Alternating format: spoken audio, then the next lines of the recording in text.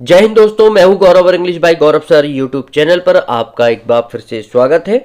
दोस्तों आज हम इस वीडियो में बात करेंगे टेंस की कि टेंस कितने प्रकार के होते हैं, सेंटेंसेस कितने प्रकार के होते हैं, किस तरीके से एग्जामिनर आपके एग्जाम में क्वेश्चन पूछता है, किस तरीके से क्वेश्चन बनाकर देता है, वो सभी लेवल, हर एक कंफ्यूजन, हर एक प्रॉब्लम को आज हम इस वीडियो में सॉर्ट आउट करेंगे, क्लियर करेंगे। ओके, तो चलिए शुरू करते हैं।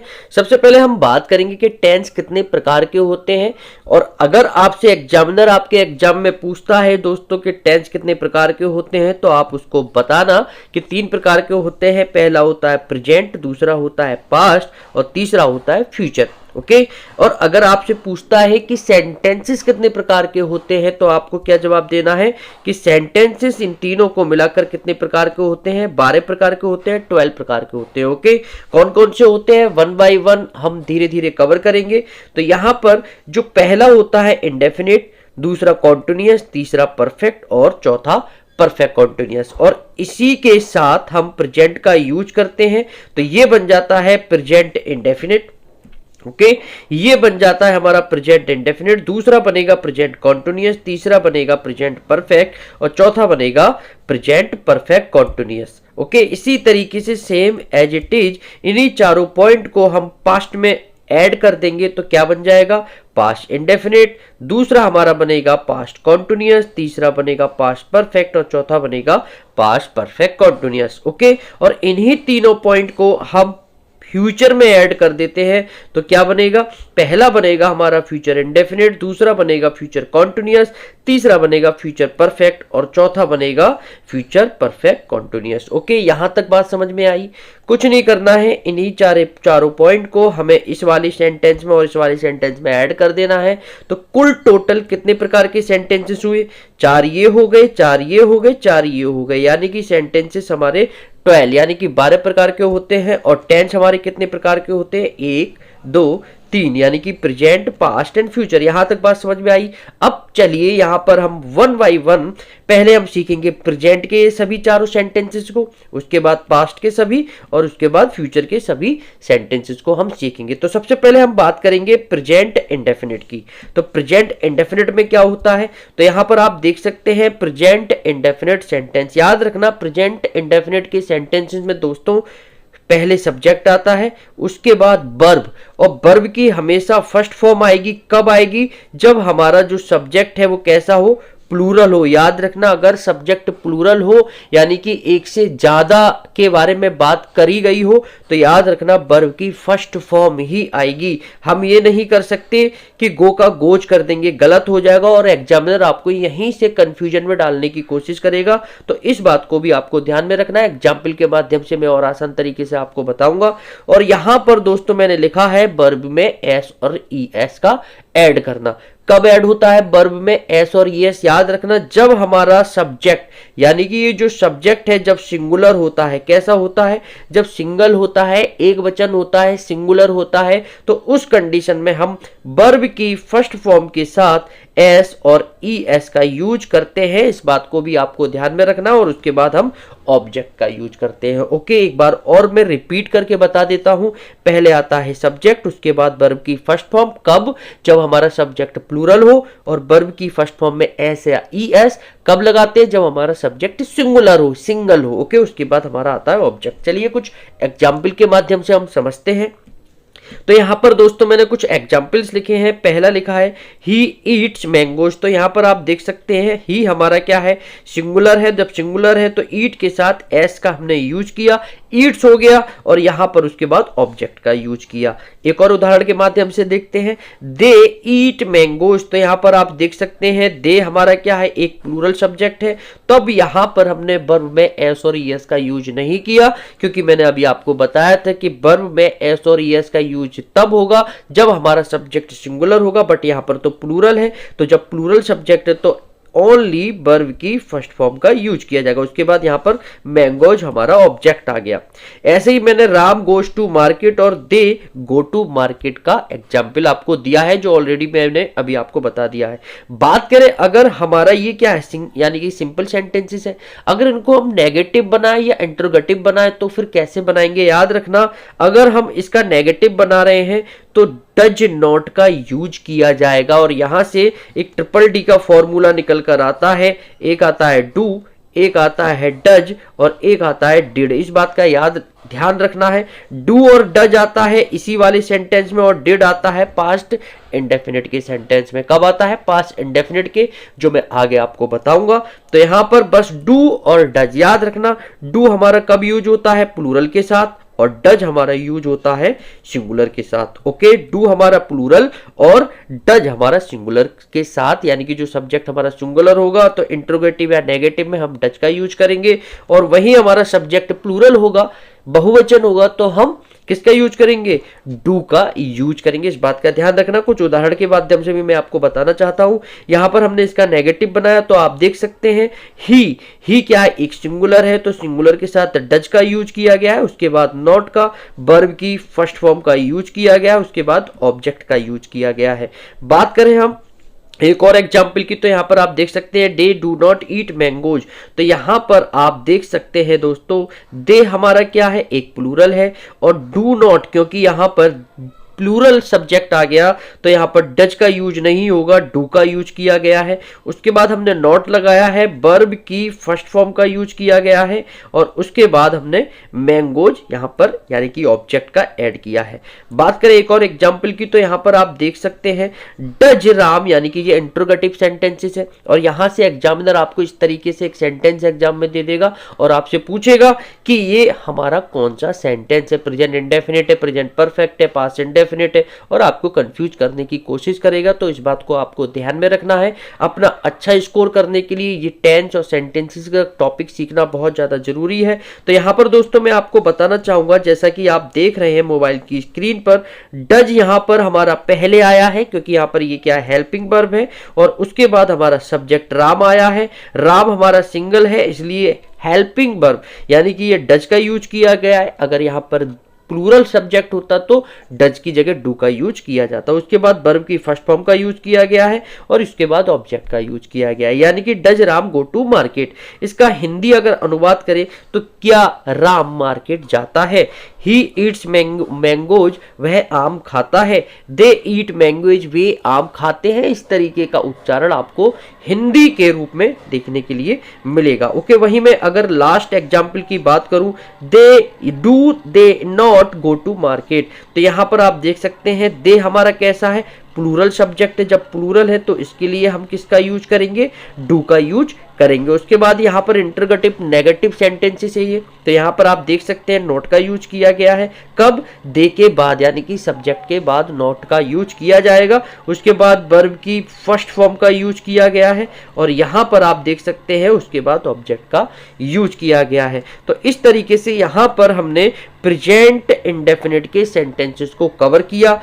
अब हम आते हैं प्रेजेंट कॉन्टिन्यूअस। ये क्या होता है, क्या रूल्स होते हैं? तो याद रखना दोस्तों, पहले हमारा सब्जेक्ट आता है, उसके बाद इज एम आर हमारा सब्जेक्ट के अकॉर्डिंग लगाया जाता है। उसके बाद वर्ब की फर्स्ट फॉर्म में हमेशा आईएनजी का यूज किया जाता है। अगर हमारा गो होगा तो हमारा कॉन्टिन्यूअस के सेंटेंस में गोइंग हो जाएगा। और दोस्तों याद रखना, जहां भी कॉन्टिन्यूअस लिखा हुआ हो तो याद रखना वर्ब की फर्स्ट फॉर्म में आईएनजी निश्चित 110% आपको उस सेंटेंस में देखने के लिए मिल जाएगी। जैसे कि एग्जामिनर अगर आपसे पूछता है कि ये सेंटेंस प्रेजेंट, एक सेंटेंस दे देगा, ये पूछेगा अगर उसमें आईएनजी लगी है तो याद रखना वो कॉन्टिन्यूअस का होगा, और उसके बाद वो प्रेजेंट का है तो आपको देखनी है कि प्रेजेंट की वर्ब आई है या नहीं आई है। पास्ट की है तो पास्ट की वर्ब होती है वॉज या वर, ये आया है या नहीं आया है। और वहीं अगर फ्यूचर की बात करें तो याद रखना विल बी, शैल बी, ये हमारी फ्यूचर की वर्ब होती है। तो याद रखना will be, shall be plus verb की फर्स्ट फॉर्म में आईएनजी है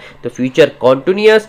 वॉज वर्ब प्लस वर्ब की बेस फॉर्म में आईएनजी है तो पास्ट कॉन्टिन्यूअस, और is am are plus verb की बेस फॉर्म में आईएनजी है तो प्रेजेंट कॉन्टिन्यूअस टेंस का यूज किया जाएगा। इस बात को भी आपको ध्यान में रखना है। चलिए कुछ एग्जाम्पल के माध्यम से हम अच्छे तरीके से समझते हैं। तो यहाँ पर आप देख सकते हैं ही हमारा सिंगल सब्जेक्ट है तो इसलिए इसके साथ इज का यूज किया गया है, वर्ब की बेस फॉर्म में आईएनजी का यूज किया गया है, उसके बाद ऑब्जेक्ट।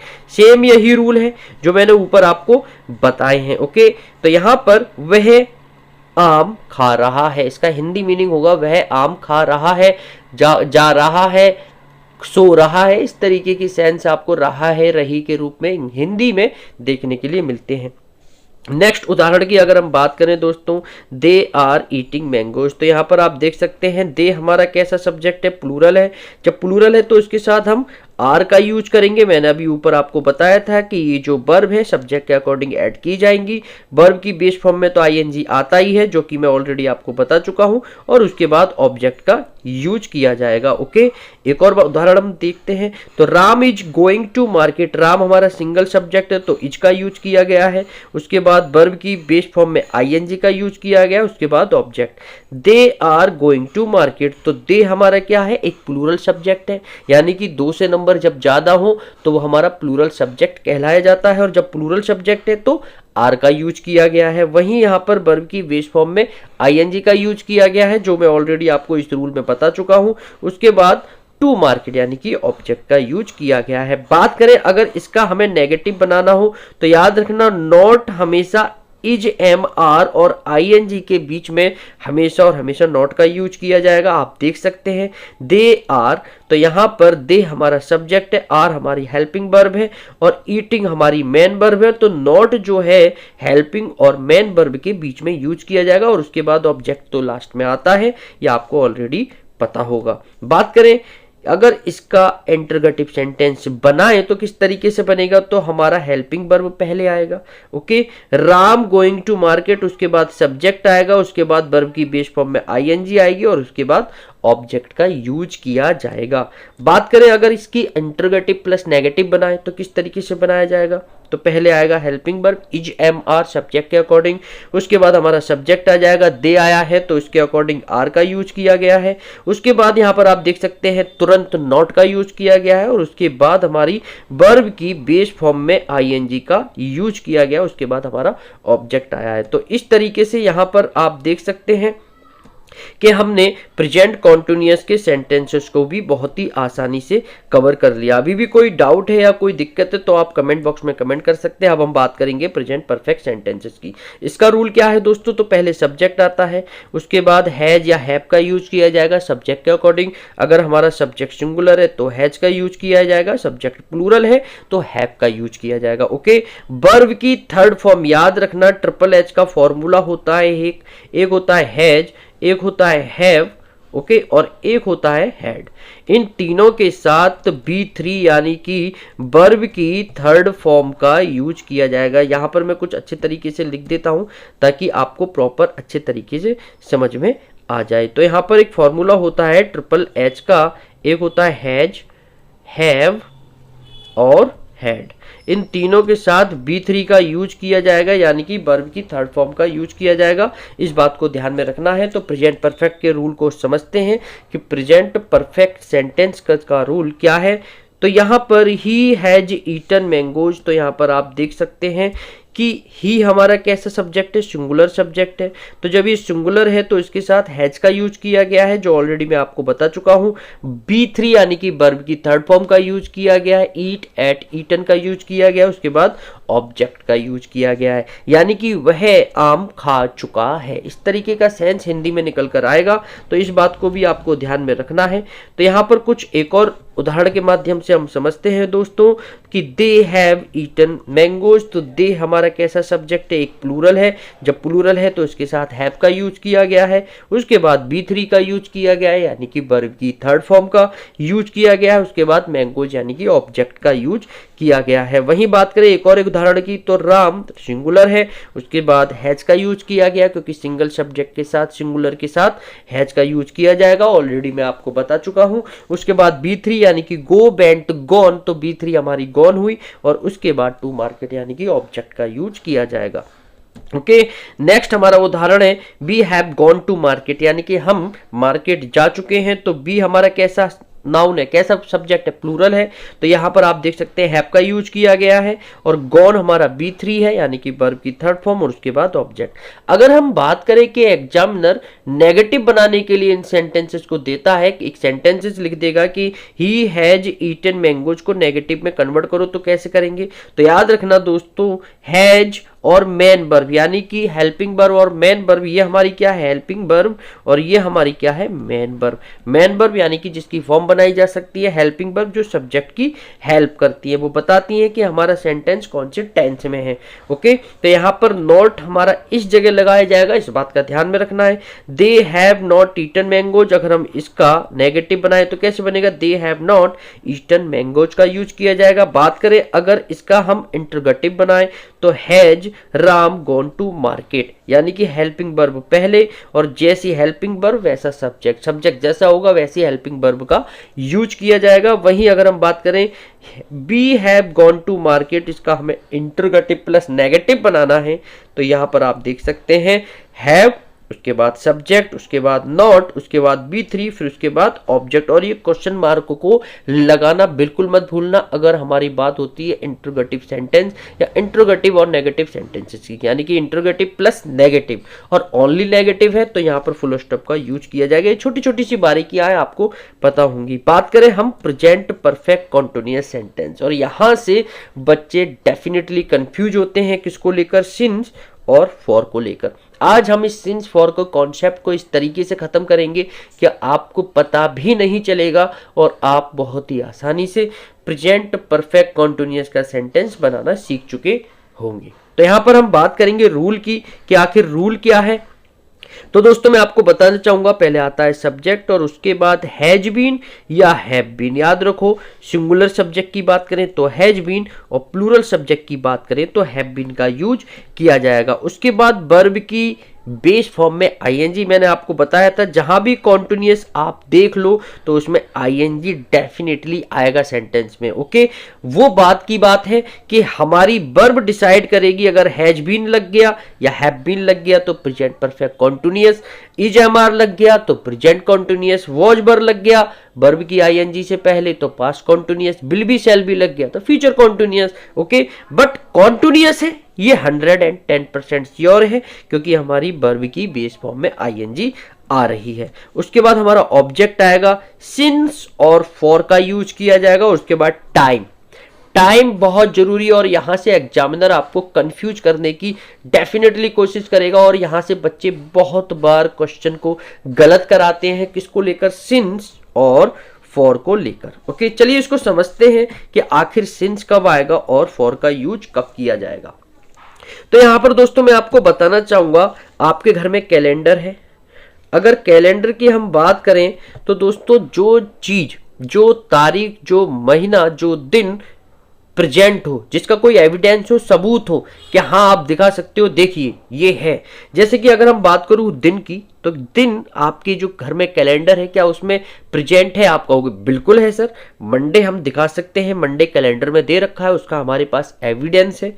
ट्यूसडे का भी एविडेंस है, यानी कि दिनों के नाम जो होते हैं उनका एविडेंस और सबूत आपके घर में एक कैलेंडर के रूप में होगा। तो यानी कि जिसका सबूत एविडेंस हो, यानी कि आपके हाथ में हो, तो याद रखना सिंस का यूज किया जाएगा। दिनों के नाम यानी कि कैलेंडर में होते हैं तो सिंस का यूज किया जाएगा इन दिनों के नाम से पहले। क्या डेट होती है कैलेंडर में? आप कहोगे बिल्कुल होती है सर, डेट कैलेंडर में दे रखी होती है, हमारे पास प्रूफ है कि कैलेंडर में डेट है, 23 है, 24 है, 5th है, 7th है, तो यानी कि ये भी हमारा कैलेंडर में मौजूद है, इनका एविडेंस और प्रूफ, तो इसके साथ हम सिंस का यूज करेंगे। मैं सिर्फ अपनी भाषा में आपको समझाने की कोशिश कर रहा हूं।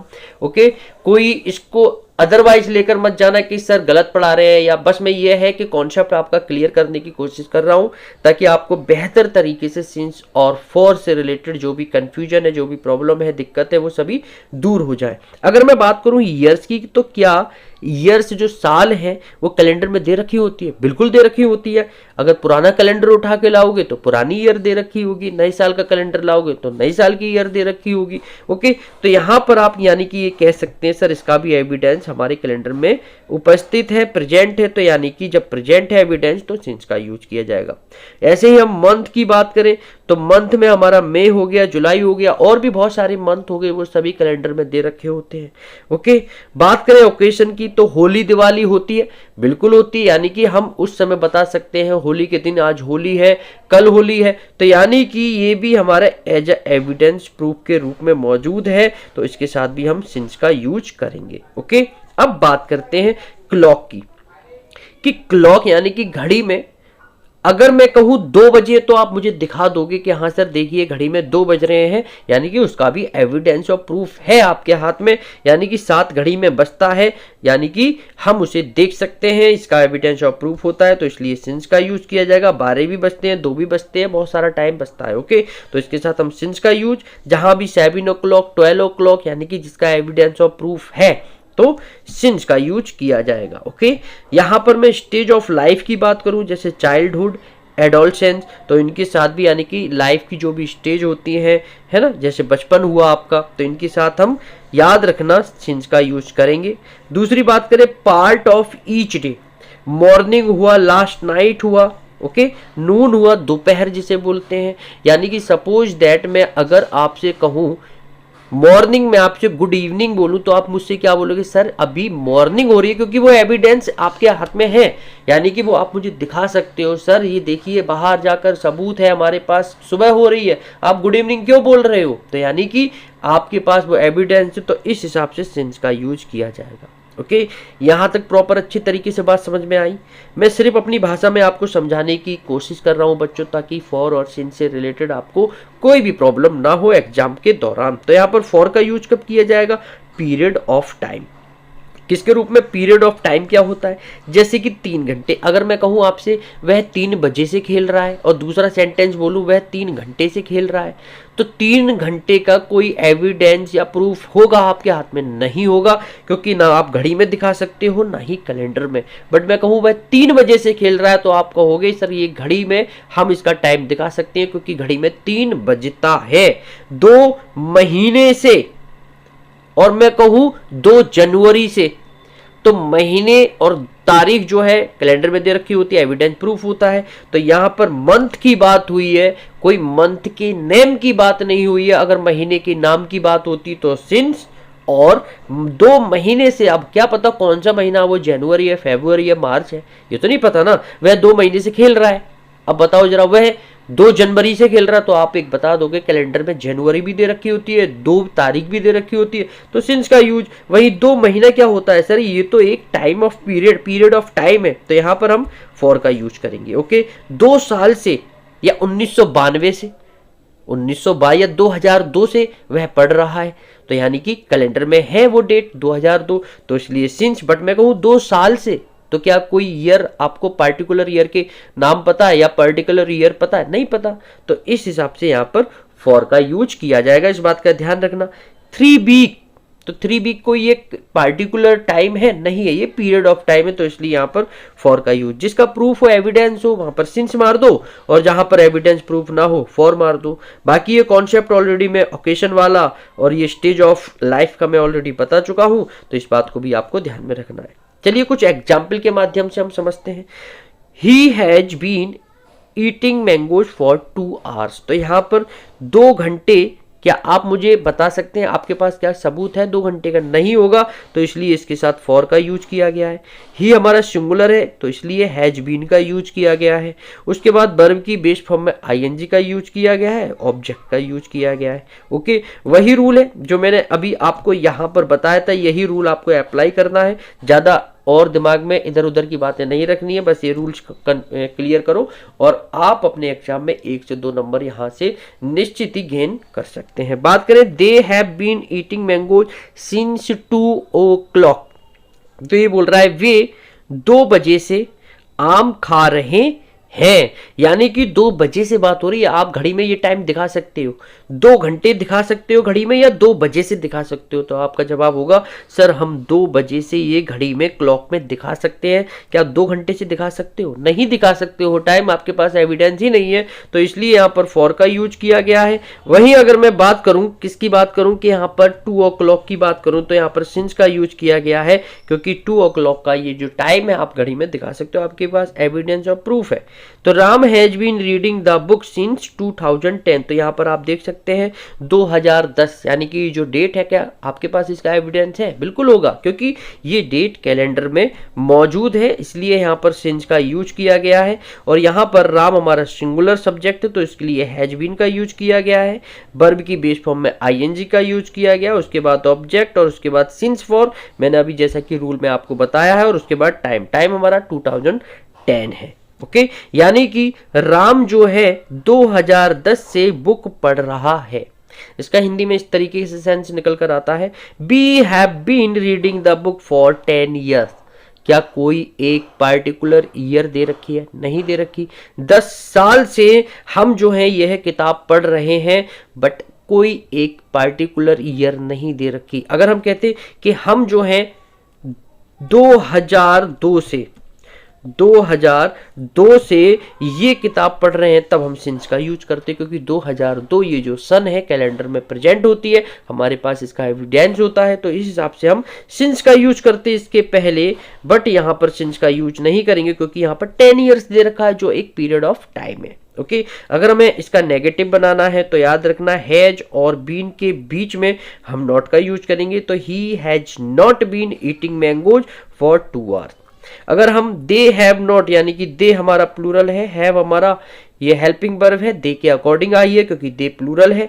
नॉट यानी कि बीन और हैव के बीच में हम नॉट का यूज करेंगे। बाकी का सेम सब वही रूल है जो मैं ऑलरेडी अभी आपको बता चुका हूं। अगर इसका इंटरगेटिव बनाना हो तो कैसे बनाएंगे? तो पहले हेल्पिंग वर्ब, उसके बाद सब्जेक्ट, फिर नॉट आएगा, उसके बाद बीन आएगा, फिर रीडिंग द बुक सिंस 1992। तो यहाँ पर आप देख सकते हैं 1992 से पहले सिंस का यूज किया गया है।